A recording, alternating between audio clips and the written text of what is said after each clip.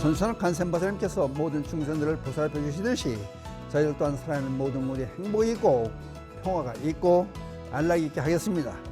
나무라 다나다라 야야 나망알야 바로기제 세바라야 사바하. 여러분 감사합니다. 늘 이 시간 함께 하신 모든 분들께 그저 날마다 좋은 날 되시기를 기원을 드리면서 또 돈에 대한 얘기를 또 드려야 되겠네요. 근데 세상 살려면은 근데 불교를 잘못 알고 있는 분들이 참 많아요. 에? 아니 부처님 가르침 중에서 돈 벌지 말라, 돈 많이 벌라. 아니 부처님 당시에도 그 장자들은 돈 많은 장자들이 사찰 지어줬고, 또 공양 들게 만들어줬고, 스님들 수행할 수 있게 만들어준 돈 전부 돈이 뒤따라다닌 거 아니에요. 그러니까 그 대신에 출가자, 재가자를 구분을 시켜가지고 출가자들이 돈 욕심내서 돈에 눈이 벌고 돌아다니면 이건 잘못되는 거죠. 그러나 재가자들과 출가자의 삶이 틀린데 그저 이걸 재가자나 출가자라 출가자의 스님들의 삶에 빗대가지고 거기다 비춰가지고 그저 무소의 삶이 그냥 행복하게 사는 그런 거 뭐냐. 그 개떡 같은 소리를 잘못 알고 있어가지고 불자들이 불교는 뭐죠? 가난하게 사는 게 불교냐 그렇게 잘못 인식할 수가 있어요. 여기 전에 얘기를 하나 하고 이제 얘기를 시작하겠습니다. 오늘 주제는 발이 달린 돈. 돈에 발 달렸다는 거야. 눈도 달리고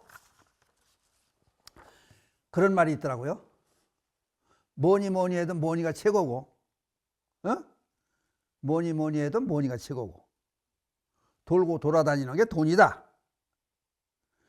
그건 돈에 대한 어원이 어떻게 되느냐 확실한 건 없지만은 우리나라 최초의 돈은 기원전 4000년 말에 나온 신석기 시대 돌돈이 돌로 된 돈에서 시작이 됐다. 그래서 돌돈이 결국은 돈이 됐다. 그 돈이라는 말이 생겼다고 이렇게 한쪽에서 이제 생각해 보는 거예요. 아무튼 1447년에 세종조 때 속보상절이 나타난 속보상절에 돈이라는 얘기가 나타난다. 속보상절은 뭐냐? 부처님이 일대기를 그려놓은 것이다.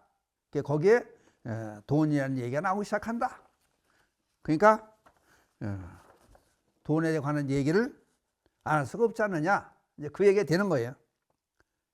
옛날 한 집에 그저 이 세상에 볼 수 없을 만큼 아름다운 여인이 멋진 옷을 입고 차려입은 여인이 어느 집에 와서 대문을 두들겨요. 주인이 그냥 아니 그 모습에 그냥 일주의 천사지. 눈이 휘둥그레서 그냥 대문을 열고 들어오시라고 그냥 환영을 해서 맞아들이는 거예요. 도대체 누구십니까? 그랬더니 저는 공덕천이라고 하는 그 선녀지 말하자면 공덕천이라고 그럽니다. 제가 머무는 곳에는 그래서 재물이 쌓이게 됩니다.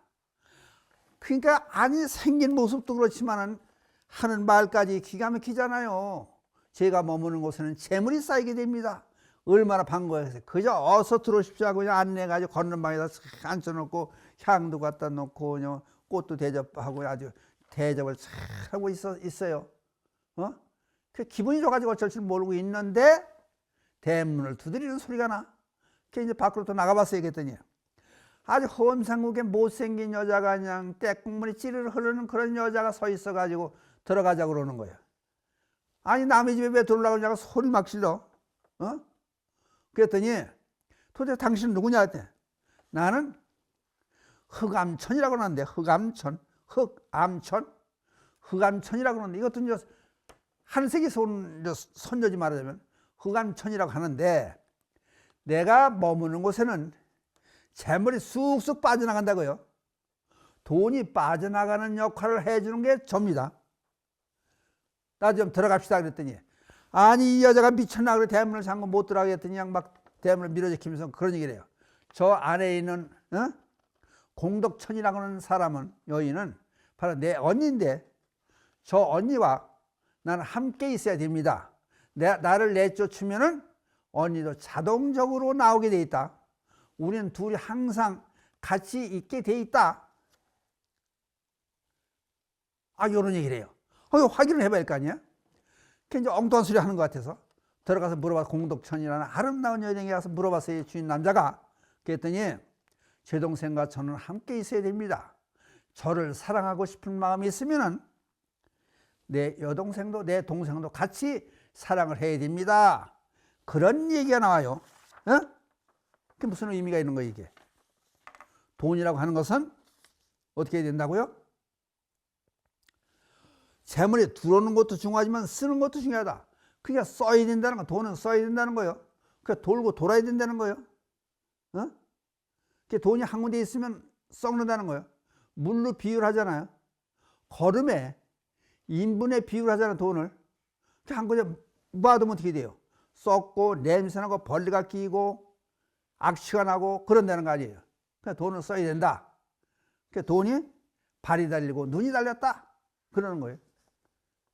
그러면 이제 불교가 그러면 돈과 어떤 관계가 있느냐? 부처님께서 어떤 말씀을 해 놓으셨냐? 부처님의 돈에 대한 말씀이 어떻게 나와 있느냐? 그걸 또 알아야 될 거 아니에요? 그럼 법궁에 무슨 말씀이 나오냐면은 부처님께서는 벌들이 날아다니는 벌들이 꿀을 모으는 것처럼 부지런히 돈을 많이 벌어서 부를 축적하고 장려해야 된다.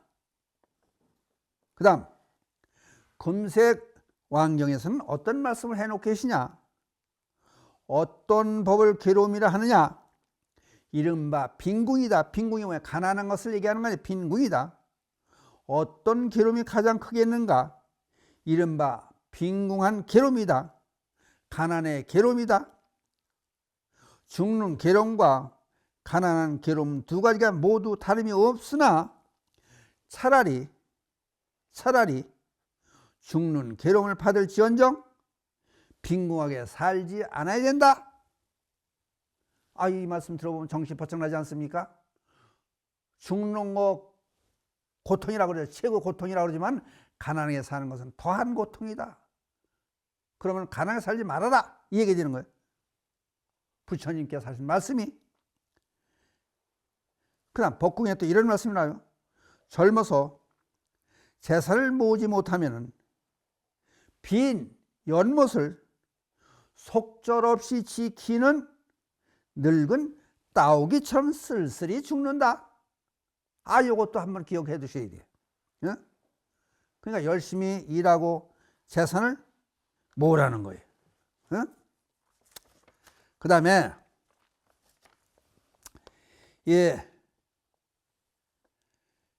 대장엄론에는 무슨 말씀이 또 나오느냐? 재물을 자기 스스로도 자기 자신을 위해서 쓰지도 않고 남들을 위해서 쓰지 않는 사람이 있는가 하면은 자기 자신만을 위해서 쓰고 남들을 위해서는 하나도 쓰지 않는 사람이 있고, 또 어떤 사람은 자기 자신을 위해서는 쓰지 않으면서 남들을 위해서 쓰는 사람이 있다. 바람직한 것은 자기 자신을 위해서도 쓰고 또 남들을 위해서 쓰는 것이 가장 바람직한 삶이다.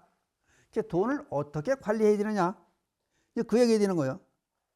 그리고 잡암경에 돈에 지출되는 순서에 대해서 이런 말씀이 나와 있어요. 또 많은 재산을 얻으면, 이건 잡암경에 있는 말씀을 소개해 드리는 거예요. 많은 재산을 얻으면 즐거이 스스로 쓰고 부모를 공양하고 그 다음에 처자와 친척과 권속을 돌보며 차례들이 나오는 거예요. 그 다음에 종들을 가엾이 여기서 돕고 여러 벗들에게 보시하고 때때로 사문이나 바라문에게 공양해야 된다. 이렇게 돈의 씀씀이 순서가 되어 있는 거예요. 재물을 많이 벌고 벌꿀처럼 그저 열심히 돈을 벌되 재물이 많이 얻어진 다음에는 그 얻어지는 과정에서 써야지. 저 아는 사람이 그런 사람이 있어요. 아니 여유 있게 부자로 산 사람인데 나중에 60 60살, 59살인가 60살에 그 췌장암으로 배가 복수가 차가지고 해서 병이 든 다음에 금방 죽더라고. 그러면서 저한테 손을 잡고 그런 얘기를 해요. 제가 돈 벌어 일을 하면서 잊어버리지 않으신까지 소변 보는 시간까지 아까워서 일을 크게 참단적 했습니다. 그렇더니 지금은 조금 살게 됐는데 병이 들어서 지금 일찍 이렇게 죽게 됐습니다. 이렇게 살아온 삶이 후회가 됩니다. 스님 그저 부디 건강히 사세요. 그 눈물을 글썽이면서 저한테 그런 얘기를 해요. 그게 지금도 눈에 선합니다. 그러니까 쓰지 않고 열심히 보려고만 그저 바둥바둥 그런 사람이 결국은 나중에 어느 정도 집장만 하고 돈도 좀 모아놓고 그러면은 병이 들어가지고 쓰지 못하고 죽어버리는 그런 예가 많아요. 그게 도움이 될까요, 삶에? 그러니까 불교에서는 그래서 처음도 좋고 중간도 좋고 나중도 좋아야 된다. 그렇게 되는 거 아니에요? 그러니까 하다못해 스스로도 쓰고 남들 위해서도 쓰고 그렇게 돈을 붙들어 놓고 있으라 그러지 말아라. 돈에도 생명이 있다. 그런 얘기가 되는 거예요. 그러니까 한 번쯤 생각하는 계기가 되었으면 좋겠어 싶어서 지금 돈의 지출에 대해서 돈에 갈 곳에 대해서 얘기를 하는 겁니다. 이게 흔히 여러 번 말씀을 드렸지만 여러분 잘 아시는 말씀이에요. 돈을 물로도 표현해요. 돈 꿈에 물이 넘쳐나는 꿈을 꾸면 밝은 불을 봤습니다. 그러면은 돈 생기겠네 그러잖아. 꿈 해몽할 때들. 그러니까 그러면은 결국은 우물이 철철 넘쳐나야 물이 썩지 않고 그 물을 사람이 먹을 수 있는 그런 아주 좋은 우물이 되는 거예요. 물이 넘쳐나지 않으면 어떻게 돼요? 물이 썩어요. 그러면 어떻게 돼요? 먹질 못해요. 그 마찬가지로 돈도 굴러가야 되는 거예요. 여기저기 돌아다녀야 되는 거예요. 그래야 값어치기가 있고 돈의 제 효능을 발휘할 수 있다는 얘기가 되는 거예요. 그러니까 마찬가지로 하다못해 누구 말 맞다나 그럼 가득 있기 뭐라면은 쌓아놓기 있기 뭐라면은 은행에 갖다 맡겨놓는다든지 또는 어디 투자를 한다든지 좋은 데 쓴다든지 그것이 바르게 세상을 사는 방법이다. 그러니까 자기가 활용을 못하면은 은행 갖다는 은행에서 대출도 해주고 어려울 때 돈이 필요한 사람들을 갖다 쓰지 않습니까? 그러니까 그렇게 돈을 굴려야 된다. 먼저도 말씀드렸지만은 은행 할 때 행자를 단일 행자를 써 은행이라고 그러지 않습니까? 그러니까 우리들이 어떻게 불교와 돈은 어떤 연관이 있느냐 그 말씀을 지금 드리고 있는 거예요. 그러니까 한쪽에서 마치 돈을 도외시하는 돈을 못 본 채 하는 그런 종교가 불교인 양 잘못 생각하는 사람들이 있는데 그렇지가 절대 그렇지가 않다. 그러니까 거듭 말씀드리지만은 출가자들이 돈에 욕심이 나가지고 돈에 눈덩이 들어가지고 그러면 안 되겠지만은 일반 이 재가자 입장에서는 열심히 돈 벌어가지고 그저 사회 좋은 데 쓰고 우리가 하다못해 전기불을 켜도 이게 돈이에요. 물을 먹어도 돈이에요. 움직여도 돈이에요. 그냥 걸어가는 발짝발짝가 돈으로 움직이는 거예요. 그러면 돈에 대한 공부도 해야 되고 불자들이 그걸 소홀히 하는 거 아니냐? 절이 제대로가 부처님 가르침을 제대로 펴려면은 우선 법당이 있어야 될 거 아니냐? 신심을 돈 넣게 하려면 부처님도 모셔야 될 거 아니냐? 이게 전부가 돈 아니에요. 돈이 그만큼 필요하고 사회에 돈이 들어가는 돈이 있는데도 불구하고 돈 얘기를 하면은 마치 무식한 사람처럼 생각하고 그렇게 생각하는 그 생각은 잘못이다. 어떤 사람 생각할 때 그런 불자들은 가난한 사람들만 모여 사는 거냐? 그게 아닌데도 불구하고 이걸 잘못 알아가지고 불교와 돈은 연관이 없는 것처럼 마치 무소유의 삶이 어떤 사람들은 제가 일반인들도 무소유의 삶이 아주 행복한 삶인 것처럼 자랑하고 다니는 사람 그건 아니지 않느냐.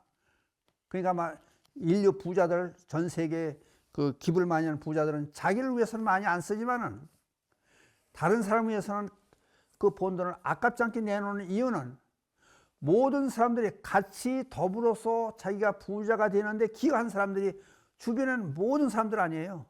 그냥 그런 사람들을 위해서 돈을 써주는 것은 아주 당연한 것이다. 그리고 불교가 부처님 가르침이 거지되라고 가난하게 살라 가르침은 하나도 없지 않습니까? 가끔 제가 얘기하지만은 불교의 교리를 제대로 해석을 해야 됩니다. 그럼 보살이라고 불자들을 보살이라고 하지 않습니까? 그럼 길 가다가도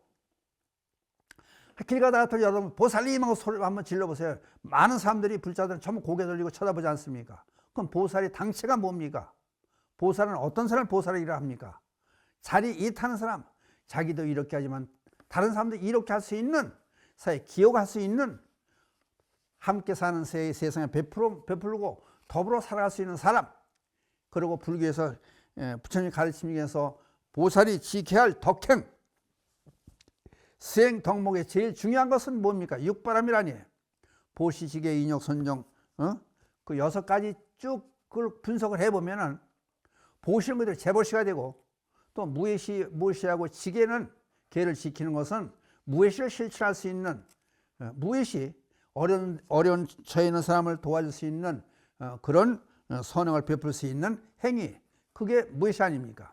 그리고 나중에 정진 선정 지혜는 바로 법보 실행할 수 있는 거 아닙니까? 그러면은 한마디로 육바람이를 한마디로 얘기하면은 이제 나눠서 재보시가 되고 무예시가 되고 법보시가 되지만 한마디는 보시예요. 보시는 뭐냐? 베푸는 거 아니냐? 그럼 육바람이는 뭐냐? 한마디로 보시가 된다. 그럼 보살을 실천할 수 있는 덕목은 뭐냐? 보시다. 그럼 우리말로 하면은 베푸고 사는 것이다. 베푸고 사는데 가지가지로 많이 설해 놓지 않았느냐? 그거를 우리 불자들이 알고 열심히 돈을 벌고 이웃을 위해서 나라를 위해서 어려운 사람을 위해서 그렇게 베풀 수 있는 사람이 되어야 되지 않느냐. 그것이 바로 우리 불자들의 진정한 삶이 된다. 불교를 바로 하는 게 좋겠다. 그래서 여러 시간에 걸쳐서 저는 다른 선생님들 이런 말씀을 잘 안 하는 것 같아서 좀 싫어하는 사람도 있겠지만은 해야 될 말이라고 생각하기 때문에 여러 시간에 걸쳐서 재물에 관한 얘기를 지금 연속적으로 하고 있습니다. 그러니까 참작하시고 이렇게 열심히 돈 벌어 사회에 기여하는 그런 훌륭한 불자님이 되었으면 좋겠다 싶습니다. 감사합니다. 마치겠습니다.